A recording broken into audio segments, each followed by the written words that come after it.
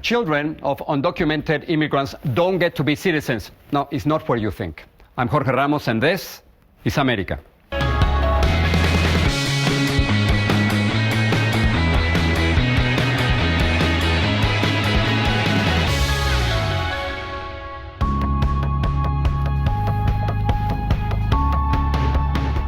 Just imagine this. Imagine that the Supreme Court here in the United States would decide that the children of undocumented immigrants could not become U.S. citizens. Well, it didn't happen here, but it did happen in the Dominican Republic.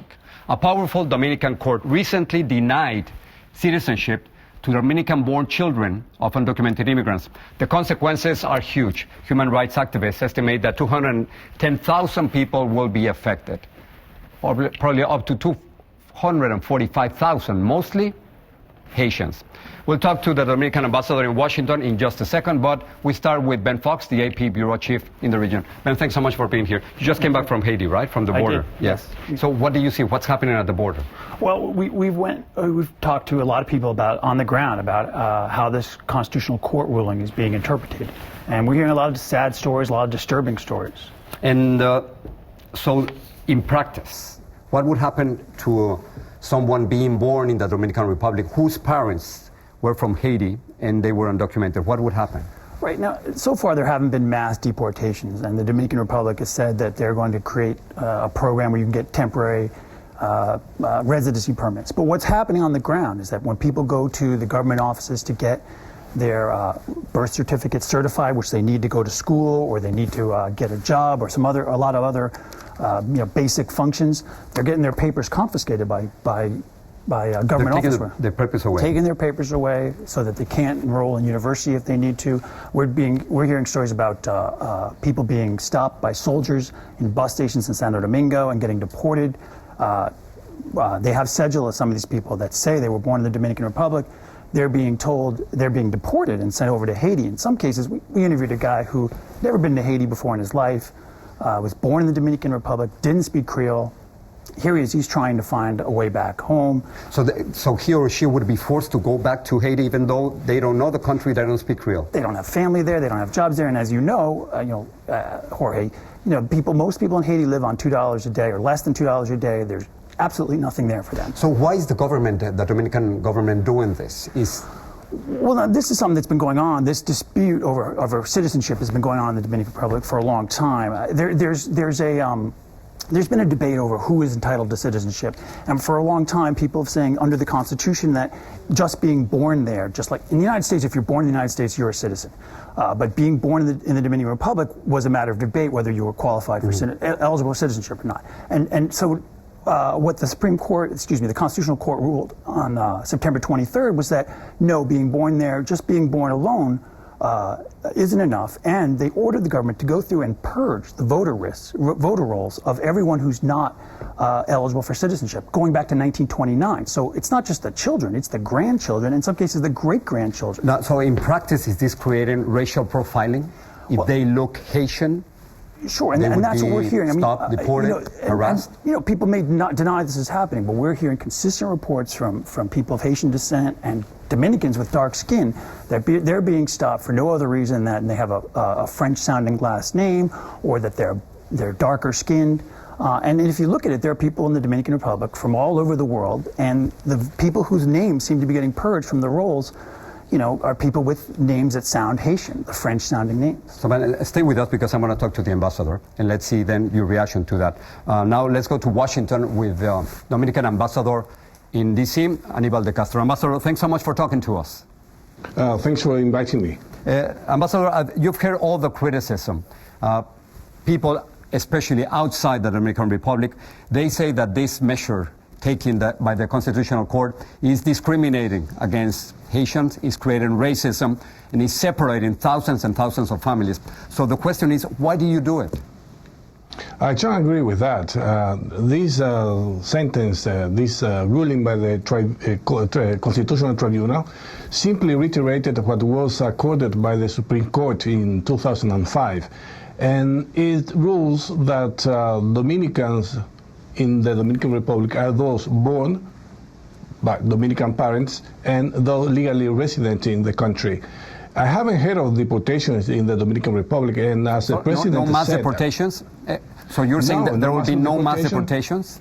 No mass deportation, and of course, some people who cross illegally the border every day they are deported. But this is normal in every country. So Dominican Republic is no exception. So how many people are we talking about? I have the number based on a UN study that we're talking at least 210,000 first-generation Dominicans of Haitian descent. Now, we're talking a lot of people. They're already part of the Dominican society, and if they are forced to go back to Haiti, some of them, as you know, they don't speak the language. They've never been to Haiti. They won't be forced to go back to Haiti. What the ruling says is that everyone who is in the Dominican Republic should be legalized. I'm talking about foreigners. In the case of those who have been registered illegally, not according to the rules in the Dominican Republic, we'll find a solution for them. Case by case, they will be considered.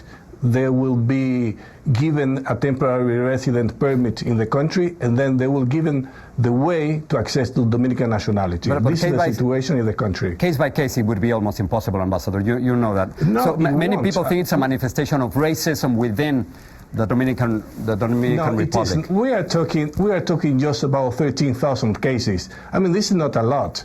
And according to the rule, the Electoral Board, which is in charge of the civil registry in the Dominican Republic, has 6 months to solve all those cases. I think this is time enough to go case by case. We are talking just about 13,000 cases. Well, Ben Fox from AP is here irregularly registered. Just a second, Ambassador. Ben, you're saying no. We're not talking about 13,000. What they did so far was they made an initial count, and they came to roughly 24,000 names just from the initial count. But the ruling from the Constitutional Court goes back to 1929. There's an estimated one. There's an estimated. You know why it goes? But let's say why it goes back to 29. Because that was the year when the Dominican Constitution established who were Dominicans. This is just only it's retroactive, a reference. Ambassador. It's retroactive, right? It isn't. No, it is not. It is not, because the same rule has been applied since last century. Now, Mario Vargas Llosa, the Peruvian writer, he compared these measures to those taken by Hitler during his era in the 1930s. Well, this is his opinion, but let's not forget that the Dominican Republic was the only country in the world, especially in these parts of the world, that give refuge to Jewish running away from Nazi terror in Europe. Don't forget that. The Dominican Republic was the only country in the world to do that. Now, Ambassador, how would you respond if, for instance, the U.S. would do to Dominican immigrants right here in the United States the same thing that you're doing over there to Haitians? I mean, as you know, there are thousands and thousands of Dominicans who are undocumented in the United States. Many of them have children here in the United States, and they are U.S. citizens. So how would you respond? I mean, what would you do? Do you think that would be fair? But, I mean, the United States has a rule, and the rule is that anyone who is born in this country is American. This is not the rule in the Dominican Republic. But in the United States, the case in the United States is the exception, not the norm in the world. If you are born in Spain, for instance, if you are born in the United Kingdom, if your parents are not British or Spanish, that means that your sons are not Spanish or British. Yeah, but the question is, Ambassador, how would you react if they would do exactly the same thing here in the United States to Dominican immigrants? Would that be okay? Well, isn't that cruel? Maybe that's the question. Well, if that's the decision by an American court, by the American Supreme Court, I will have to respect it. So nothing is going to change. So you are defending the decision taken by your country? It was a decision taken legally by the Constitutional Tribunal in the Dominican Republic. The DR is a democracy where the separation of powers apply, and then every agency of the state has to obey the rules by the tribunal. Okay, so at the end, Ambassador, don't you think this will create more racism and more discrimination against Haitians in your country?